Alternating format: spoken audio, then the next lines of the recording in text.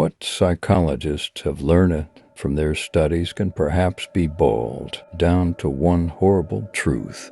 Under the right conditions, anyone can become a serial killer. Today I will give you my top 6 horrifying psycho killers. But before that, make sure to subscribe and like this video. Otherwise, a psycho killer is going to knock on your door tonight.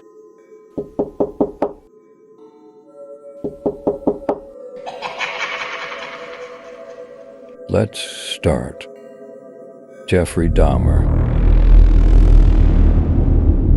Jeffrey Dahmer started killing in 1978, just 18 years old, and wasn't arrested for murder until 1991 after a would-be victim escaped and led police back to Dahmer's Milwaukee, Wisconsin home.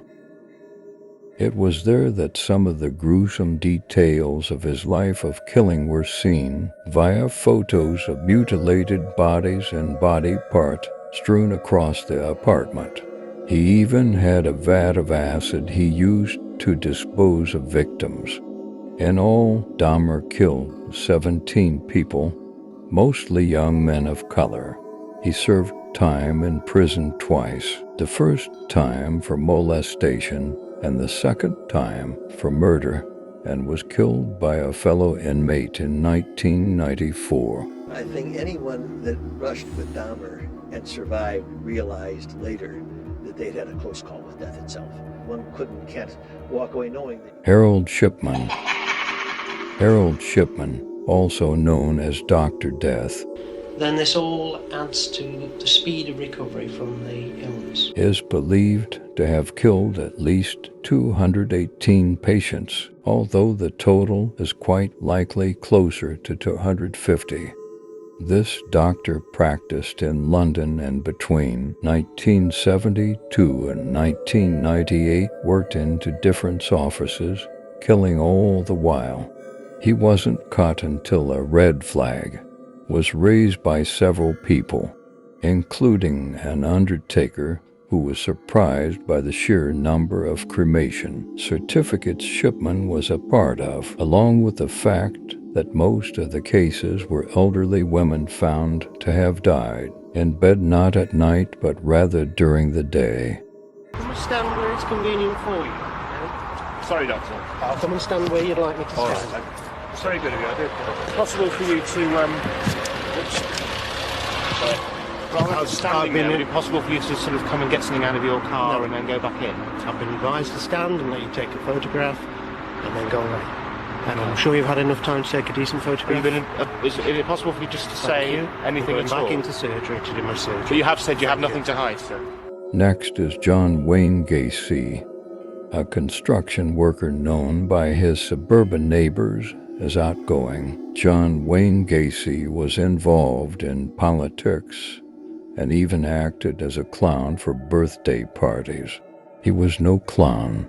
Gacy came under suspicion in 1978 when a 15-year-old boy last seen with him went missing. That wasn't the only time families of missing boys had pointed fingers at Gacy, but it was the first time authorities took them seriously. Soon after, a search warrant granted police access to the Gacy home, with the smell of nearly 30 bodies buried in a 4-foot crawl space under his home. He was convicted of 33 counts of murder, with additional counts of rape and torture, and was executed by lethal injection in 1994. The same thing with the victims. I've looked at all of, I don't know if you notice here, we got pictures of every one of the victims here. And believe it or not, for the last 12 years, I've studied these photos of the victims. And there is no, we have a shot of all of the victims together here. And when you look over at the photos, I have no recollection of any of them, never met them. And we've gone over this more than once. They're just names and faces. And when you look at them, the thing of it is, we took it a step further. We went into their backgrounds. I wanted to know where they were at, what schools they attended, who they hung out with, and what kind of activities they were into. And that's what we dug up on each one of the victims. But still, there is no association. None of them never worked for me. None of them, they never went to any places that I ever hung around, because I didn't hang around that many places unless you were involved. H. Holmes. Chicago has had its share of killers, but perhaps none more haunting than H.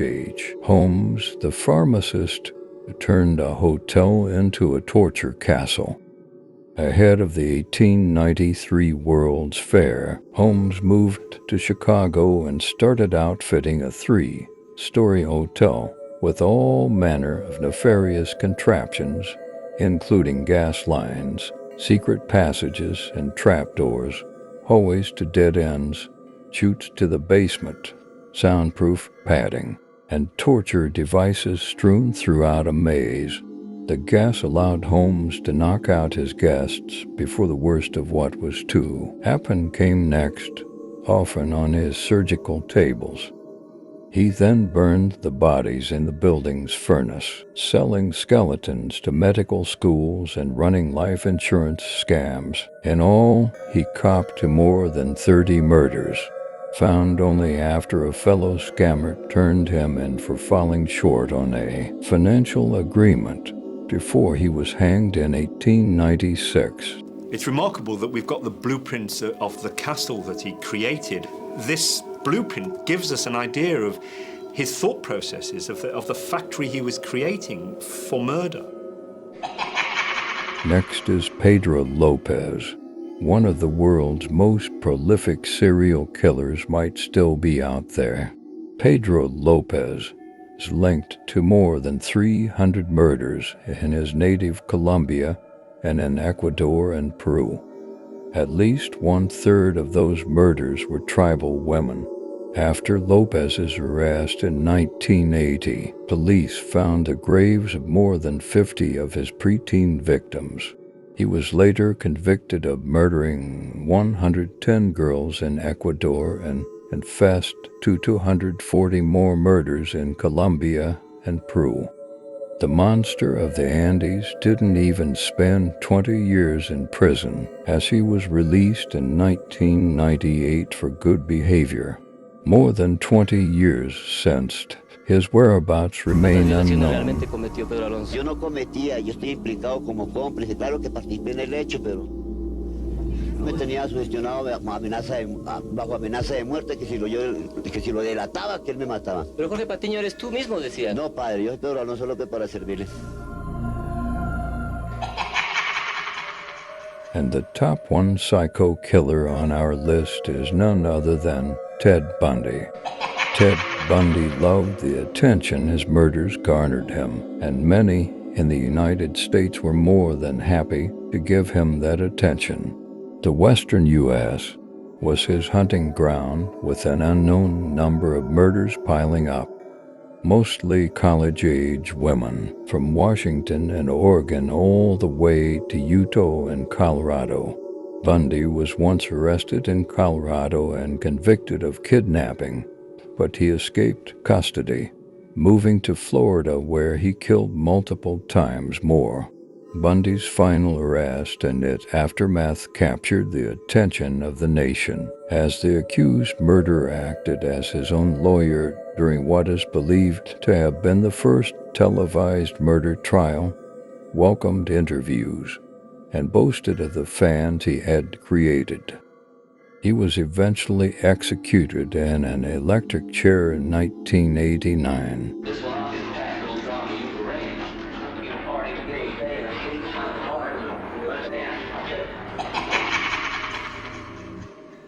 And that's our top 6 psycho killers for today.